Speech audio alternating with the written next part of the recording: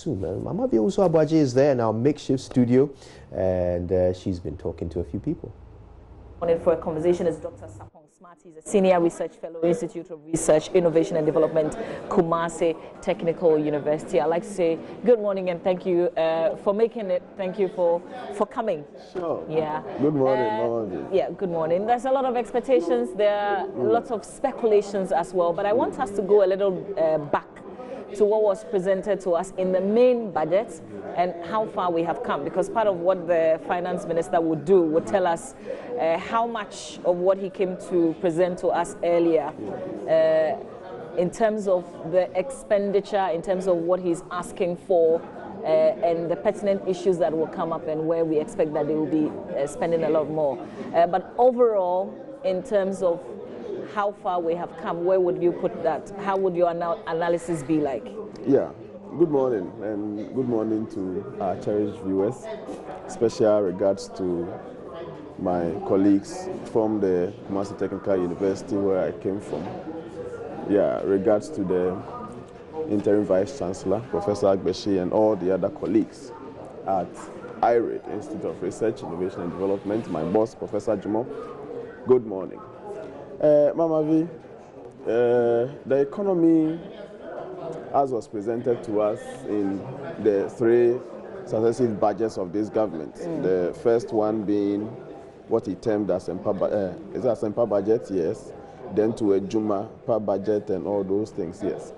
We were told of some challenges that has been inherited by this government.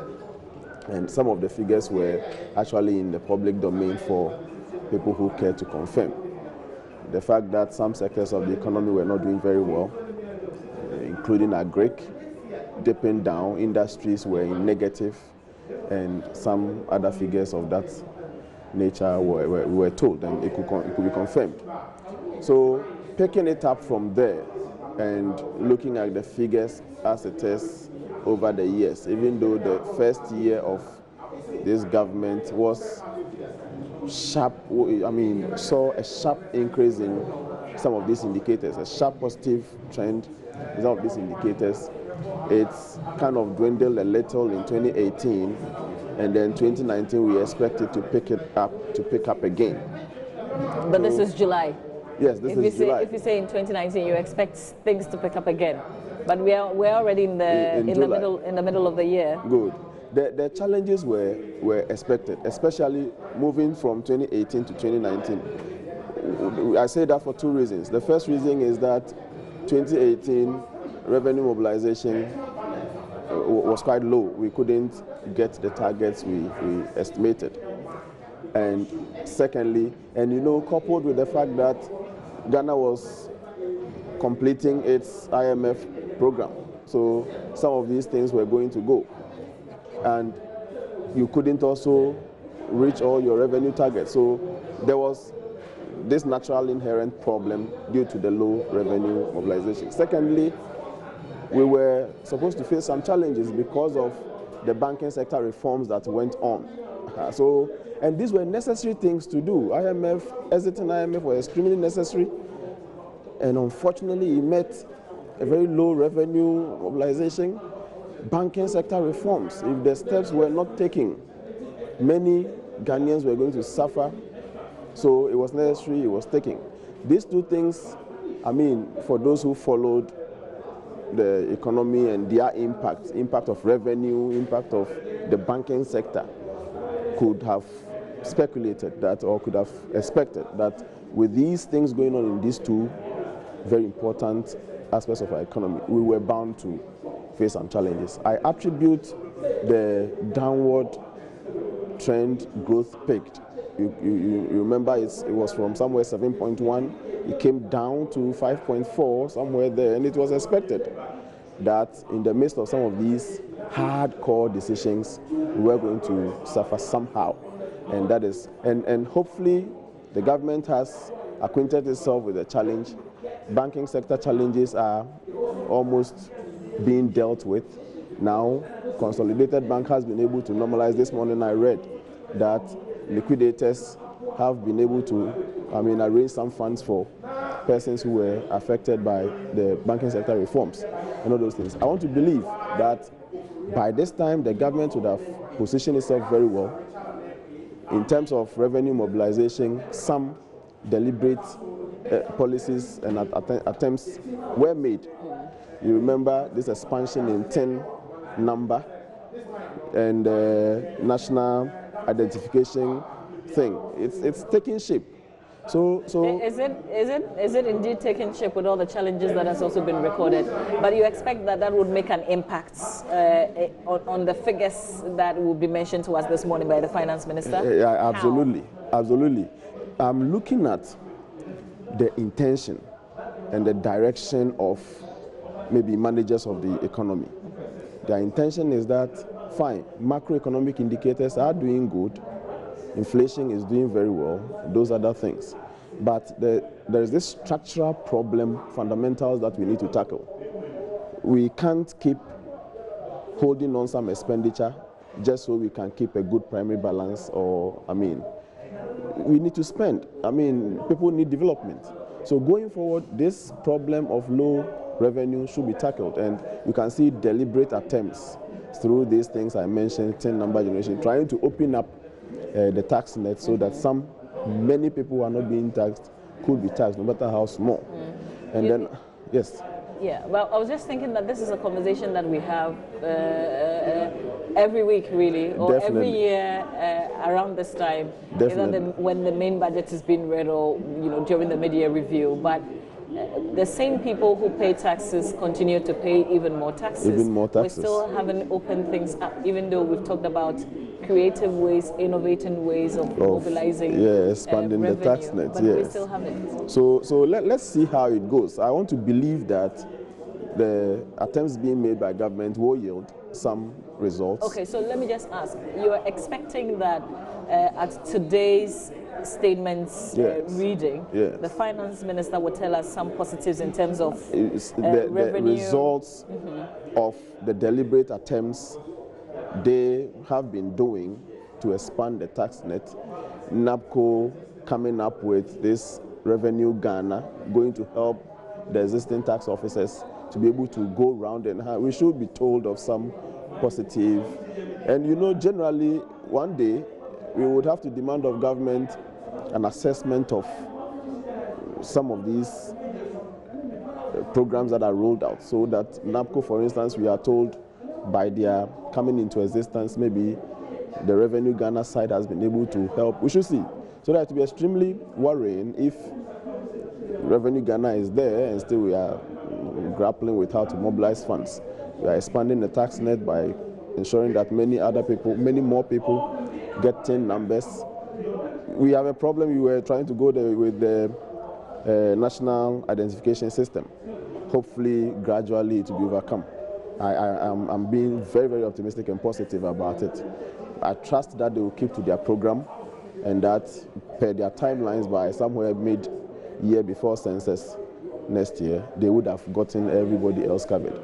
These things are deliberate, and I foresee that if things go on well, if nothing disturbs the kind of deliberate attempts being made to fix some of these things, we should have better days. Okay. Well, one of the things I remember when the finance minister presented the main budget was the city, because at the time, I think the city is relatively stable now, even though we're still hovering around the 5.3, 5.4, 5.2 thereabouts.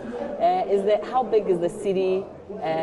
Or maybe let me ask, is the city still an issue as it used to a couple of months before? Yes, it will be an issue. And growing up, one thing you will be very sure of is the fact that the city will not appreciate. It keeps stability for a while, and I don't know what mistake we do as a country, and it starts falling. I want to believe, and my plus will be to the government if he is able to at least keep it where it is for some continuous 6 months to 12 months, so business can plan. Okay, so let me give a little clarity to it, because I said the city is hovering around 5, but against what? And I'm looking at the US dollar. Yes, okay. Very well. So And so far, there are indications that it has gained some stability. I mean, for the past 3 months, we see it constantly around 3.5, 3.45, 5.4, 5.3, somewhere there, 0.54. Am I quoting the figures? 5.4, yeah. 3, So 5.4. So let's just say 5.3. Yes, yes, and it has remained so for I think 3 months running, or even more. My plus would be, because it's generic, we are still import-driven economy, and that is one of the key issues that comes to mind when I refer to the structural aspect of our economy. You know, truth be told, in terms of the macroeconomic management of this country, the NPP government has done tremendously well than the NDC government, truth be told. How are you measuring that? So you talk about GDP, you talk about primary balance, you talk about rigidities, you talk about fiscal discipline. Let's even talk about, so you see, somewhere last year, I think the mid-year of 2018, there was this debate here in Parliament. Minority were of the view that the supplementary budget, so-called, presented by the minister should be debated. And the majority were of the view that because it didn't come to seek approval to spend. You remember that argument? I do. So what the government did was that, yes, we are at this threshold. Revenues expected are not forthcoming. So instead of going to seek permission from Parliament to borrow more, they thought they should live within their means. So this is what we have But gotten. at this time, remember also that we were under IMF. Yes. So it wasn't necessarily our choice not to spend. Okay, that's a good point. And even without IMF, is this sustainable?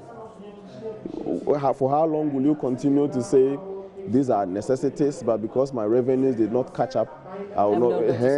You see. So and don't forget, we are soon entering into election year. Some of the things, even if you don't want to do, you'll be compelled to do in an election year, Mama V. So my look into the future is that some of these things, so let's wait a little before I praise them more. Let me just stop by saying, so far, truth be told, macroeconomic indicators are showing that the NPP government is a better manager of the economy of Ghana than the NDC. Let me be quick to add that we will see how it plays out really when they cannot stop but fulfill some demands of the people. Now they have the luxury of living within their budget. It is getting into election year so soon, and we will see how it goes. So next year, God willing, if we come here, we will see the true behavior of the NPP. And it will be again a plus to them if they're able to keep the deficit in check. Now there is a law, I mean it existed for some time, but it's been now passed into a law. The Fiscal, I think, Responsibility Act or something, that compels government not to spend beyond 5% of its budget. So the law can help, or if you get a party with impunity, they would sideline the law and still spend. So we get the true picture of whether they can confirm their ability to manage better than the NDC in an election year, and we live to see. If they mess it up, we'll be here to talk about it. If they're able to do it within control, we would, of course, give them the praise they deserve. But so far, it's been good. If you do a comparison between these two key players, yes, the NPP, you say from where you said, has done relatively well in terms of managing and being disciplined. Absolutely, and that is when you want to do a comparison between the NPP and the NDC. The people out there, Ghanaian people, do not care so much about how you outperform the NDC. Okay, because my next question was this: how has that impacted on the economy? Absolutely, a very good question. So now you are performing very well than your competitor, but under that same circumstance, fuel is being increased. You see, so as for utility increase, I wouldn't want to dwell on so much, because for the first time in the history of this country, we enjoyed some reduction in electricity bill, if you remember. And if it has been adjusted upwards somehow. But after that, we've seen an increase. So I think it balances out. Now, all other things being equal, we are back to where we should have been some many years ago. And I think it should be a plus, sincerely, it should be a plus to this government for thinking of at least slashing it by some percentage. Then, it was significant, looking at where we had come from so many years of doomsday with all this economic burden on businesses. At least that little hedge from government, I'm sure, helped persons in business. And even we who were in residential facilities, we also enjoy something somehow. It's being increased is a query on whether the performance is actually reflecting in the people. So if it was doing so well and it is a sustainable one, then where from the increase? But again, you will agree that to shore up revenue, some of these things will have to be done. Provided it is not done out of range, I think it is still a plus. But fuel, I have a big problem with that. As for electricity and utility, I mean, I can pardon the government because. But even with that, we're told that we're still not paying realistic tariffs. The utility providers, I have a big problem with them because typical of Africans, typical of Ghanaians, they don't care the quality of the service. They use the same excuses all the time to demand increment.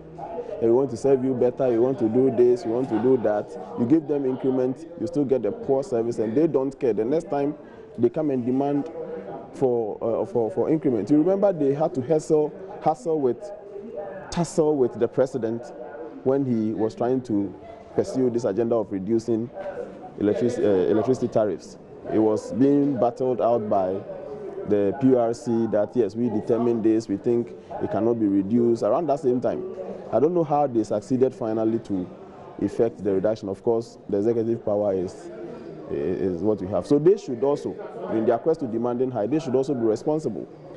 Their responsibility on their part, they care less about the quality of the service they are providing, and they are quick to demand for more. Same was with electricity some time ago, and the same excuses they use is what they repeatedly use. And you are going into another area, not electricity. Yes. There was something you wanted to touch on. I think fuel. Fuel. Yes. Yes. And I was saying that has not performed well at all. You may argue it out that yes, in terms of percentage increment, this government has not increased it wider. That's what they. But I really don't. No, but how is that even important? Because what you see when you go to the fuel station is the numbers going up. Absolutely.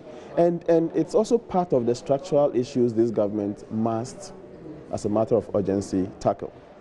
Why don't we take steps? It's been a while now since we started mining crude here in Ghana. Why don't we take steps to securing some percentage, no matter how small, of the crude for Tema Oil Refinery to be active? We've seen how there are speculations, and indeed, if you look at the papers today, a lot of people will pay attention to what the Daily Statesman reports because of the closeness of its managing editor to the presidency. And so if they say we should expect some form of increments in mobile and petroleum tax, then we have to believe that, don't we? Frankly speaking, I trust the finance minister and his way of dribbling almost all speculations. Remember, before he came to read the 2019 budget, there was this speculation about VAT was going to go up this was that, those things, But carefully, he was able to dribble almost everybody, laid it at where no comments could come again.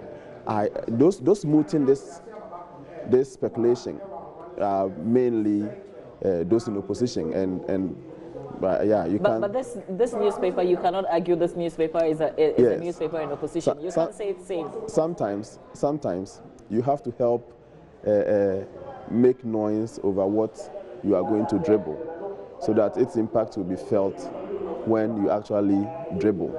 So that's what you think this is about? It will actually not be good for this government if it comes to increase those two taxes we are talking about. Already petroleum is suffering, so if you come and impose additional tax, effectively you are increasing it again.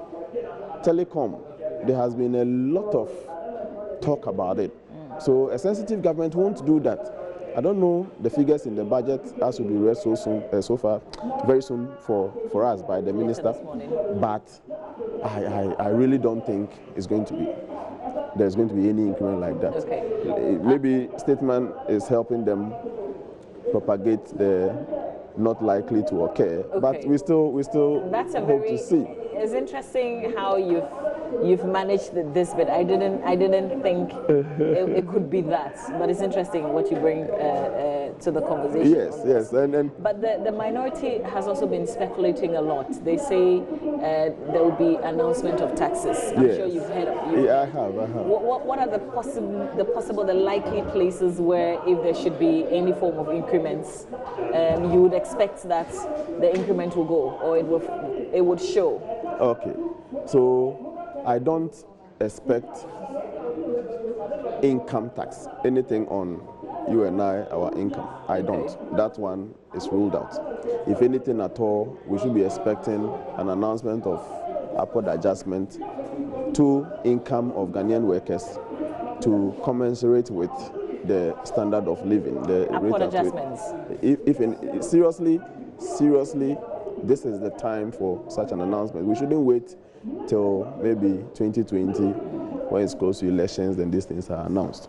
Let me be quick to chip in that Technical University Teachers Association of Ghana, TUTAG, are at a very critical stage, fed up with government's delay in effecting the long-awaited migration of its members. Are you expecting that he's going to use this review statement I expect to say something about your situation as technical university teachers? He is going to do that because now the ball is in his quarters. We have been told by the Fair Wages and Salaries Commission, the National Council for Tertiary Education, we have been shown proofs of evidence that the ball is in his court. We have to give this room because very soon he was going to appear so that perhaps he formalize it and all this. It comes with some financial implications. It's interesting if he didn't do this in the main budgets. The main budgets were... Yes, then... why would he do it in this mid-year review? Yes. Then documentations were not ready. You know, he read the budget in November. Documentations got ready around January, and he had to move from one agency to the other. So what's the specific statements that you're expecting that you make with regards to the issue that you raise? That yes, budgetary provisions has been made for the full implementation of migration of technical university teachers onto the university teachers' salary structure. Okay, you say that with a smile, but we're here talking about the fact that we're not we haven't broadened the tax net. Yes. We're not making enough. Yes. But you're talking about more spending even in this area. Yes, and it is so because we have been shortchanged for quite a long time. For 12 years, conditions of service has not been varied. And that is even against all the laws we have here in Ghana. And with the conversion of polytechnics onto technical university, it took place somewhere August, September 2016. So this demand is not demand of today, and we are not here to call names of persons who failed to do their work as far back as 2016. We just want to commend this government for how far it has come, even though there's been some feet dragging here and there. We want to believe that this is the time to bring closure. It's not that you've heard firmly from sources within the ministry that the minister is going to say something with regard to your situation. You're just being hopeful. The rate at which our documentation was processed, the fast rate at which our documentation was processed at his office, Finance Ministry, gives me some hope that perhaps he wanted to work on it fast enough so he can capture it in his budget. Well, very anything short of that, we'll come back very to. Interesting. Let's talk about the luxury vehicle tax as well. Just as you're hopeful that there will be a statement in favor of the technical universities. Yes. In fact, the finance minister himself has talked about it. Yes. But what do you suspect is going to happen, that this will be taking off and put somewhere else? Good. I trust that, as has been the case for some time now, when something comes up and people are against it, the population usually don't go for it. He comes to maybe do something about it. This time I've heard him say, or I've heard persons in government say, it's going to be scrapped. I want to join such well-wishing Ghanaians to urge the minister to scrap it entirely. I have also heard speculations of likelihood of it being adjusted such that now it affects persons with capacity, engine capacity, vehicles with engine capacity 3.0 or something upwards. Perhaps it will be adjusted to somewhere 4.0 upwards. Then you have a true definition of luxury. Perhaps some vehicles that are actually not luxurious but have high engine capacities perhaps will be fine-tuned. But I mean, to cut the long story short, I mean, government is for the people. You bring up something, not all taxes has been rejected or has been kicked against. This one has been well kicked against. And I think it is in the interest of government to announce something significant about it. Do you expect that the minister will tell us how much has accrued, what we've used that figure for? Especially if it is going to be an item on his manuscript, then he should start from telling us since its inception what has been raised and all the details about it. Then he tells us what he's going to do going forward. Okay. And positively we are demanding that perhaps it be entirely scrapped. Okay, so the Association of Ghana Industries is obviously a big player in Ghana's economy. They have some key points that they raise that they say it would help if government paid attention to these to help with the general business climate. When we come back from this conversation with Roland Walker and the Minority Leader Haruna Idrisu, we will touch on this. But first, Roland Walker, Haruna Idrisu, the Minority Leader in Parliament, a conversation ahead of Mr. Ken Ofori-Attah's appearance in Parliament for the mid-year review. The Minority Leader Haruna Idrisu, a Member of Parliament for Tamale South. But in the meantime, we would want to ask you your own observations over the first and second quarter performance based on what you've picked up on the ground and what the numbers are telling you of how the economy has been managed. The Public Financial Management Act requires the Minister for Finance to use data up to mid-year June. That has never ever been the case since he became Minister for Finance. We've always had him rely on data up to May, which is not consistent with the provisions of the Act. My own expectation is one of disappointment. I'm sure the new Patriotic Party government way of ending the suffering of Ghanaians is to exacerbate the suffering. I expect upward adjustment of some taxes, particularly the energy sector levy. They oppose it. So they abandon sound economic policies and principles, and today they may want to live with it because it brings in 3.5 billion annually and is expected to grow up to 5 billion by year 2021 in the ESLA account that has been made available to us. And therefore, I expect Ghanaians to brace up, particularly organized labor. You recall when the NDC introduced ESLA, I was then Minister for Employment. The first reaction or response we had was for organized labor to organize a nationwide strike and promise doing it countrywide because it affected and chiseled their income. We also today would have to take opportunity to call on the President to scrap the fiscal council that he has appointed because that is not backed by law.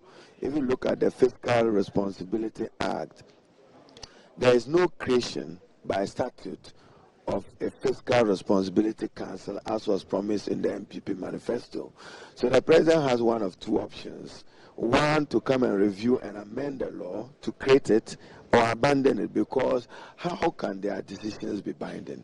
when it is not backed by law. But if we have a good intent that is expected to cap whatever it is at 5%, then it helps in altruism, trying to keep expenditure in check, and borrowing within the structures of what the ordinary mind of the public would be. We should move beyond moral suasion. If you believe in policy need, you strengthen it with legislation.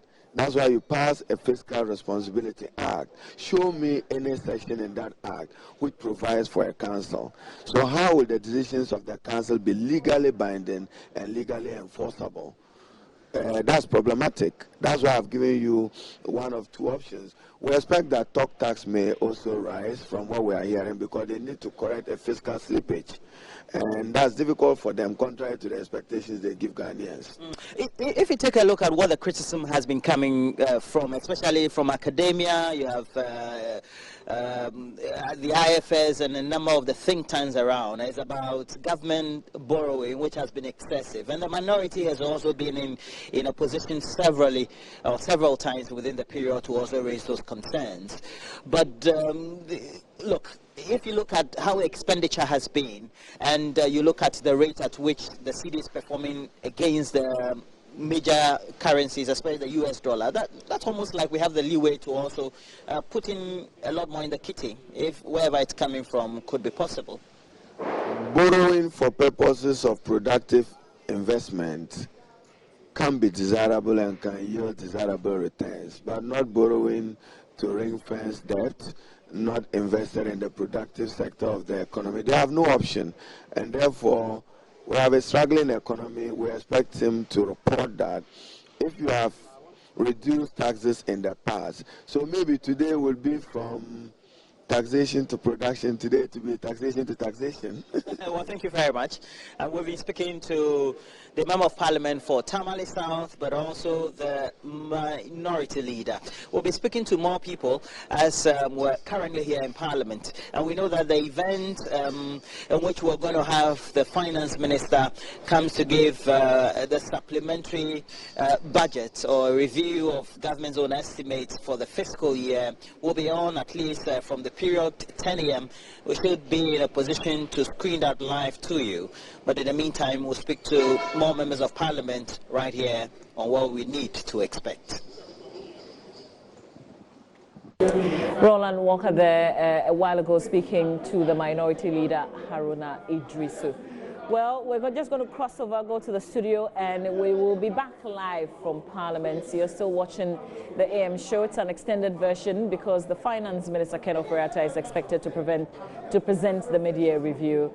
Usually around this time, we'll be bringing you Show Business, which is brought to us courtesy Awake Purified Drinking Water. Stay with us.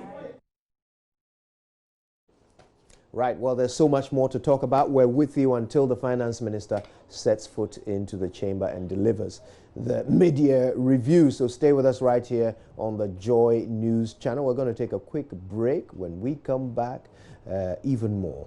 But, of course, before we go, let me remind you, our guests are Henry Cherme and William Kofi Owusu Demitia. We're back after these.